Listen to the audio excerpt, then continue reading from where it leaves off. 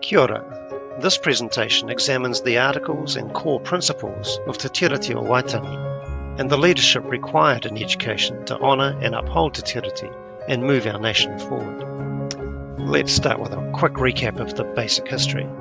With the support of the British resident in New Zealand at the time, Northern Chiefs had signed a Declaration of Independence in 1835, and perhaps ironically this led to the British needing to establish a treaty with Māori as planned colonisation began in earnest by 1840.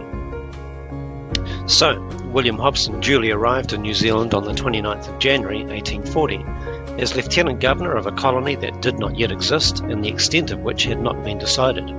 His task was to take possession of it with the consent of as many Māori chiefs as possible. Following the instructions of the Colonial Secretary, Lord Normanby, Hobson was to create a contract with Māori based on sincerity, justice and good faith. A treaty was duly drafted, translated into Māori, and the contents of it presented to chiefs for discussion at Waitangi. Due to the teachings of the missionaries, by 1840 many Māori were able to read their own language and knowingly signed copies of the treaty written in te reo. Despite the language differences between the Māori and English versions, both create a participatory partnership that guarantees active protection of Māori interests. So let's consider how these principles and the articles should be applied to education. Article 1 deals with kāwanatanga, or governance, and this implies a partnership in determining curriculum and equitable participation in processes affecting the delivery of education to Māori. This includes teacher training, the development of culturally responsive practices, and support for educational research by Māori into matters pertaining to Māori.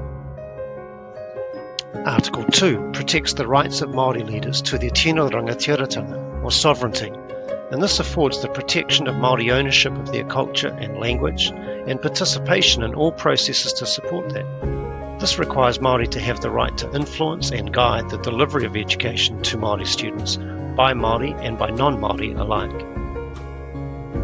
Article 3 concerns oretetanga and equity. The principle of partnership implies protection of equitable outcomes for all, and a responsibility for government to take action if this does not occur. Article 4 promises cultural and religious freedoms. Freedom means free to participate in culture, therefore there must be no barriers or impediments to this. These freedoms are protected, and the government must ensure they act in a culturally responsive and competent manner to uphold these freedoms, especially through education. So, the articles and principles of the treaty weave together to form strong rope, which holds the framework of our education waka together and to help set our sails to the wind and drive our nation forward. To really be able to participate in partnership with culturally responsive education, we need a solid foundation to set sail from, and history is one point of departure. As a nation built by migrants, including from Polynesia, it is natural that the people of these lands are outward looking, as we can all trace our roots to distant places in the Pacific and beyond to the other side of the world. Perhaps that's why we're often more comfortable examining Greek, Roman, British, American, South African, even Australian histories than we are with tackling our own, even if it is intertwined with so much from those places. Progress if we have not taken time to properly learn and connect with our own history and build our understanding of why our society has arrived to where we are today. And while our history is full of imperfections and wrongdoings, it is vibrant and dynamic. Our stories involve conflict and social justice, innovation and a confident willingness to address global issues. It's the migrants' determination to overcome barriers and succeed in new frontiers that is the exact mindset needed to address the cultural dissonance that exists in our education system. Perhaps it is characteristic of a still relatively young nation that is beginning to mature that we are now managing to have critical conversations about inequities and better connect to the aspects that make our nation unique.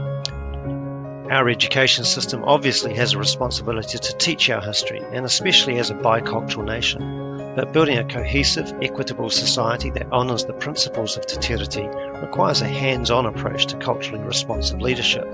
Our leaders at the ministry, at our schools, subject faculties and individual teachers must be willing to inspect their own cultural connections, adopt practices to build trusting relationships with their Māori students and with the teachers of those students. The contract of Te Tiriti requires such goals be acted upon in partnership through mutual participation and a clear vision of just what is being protected. Culturally responsive leaders will therefore need to exhibit that they are lifelong learners who are realistic, enthusiastic, strategic, connected, sensitive and inclusive, transparent, evidence-driven, and above all, courageous.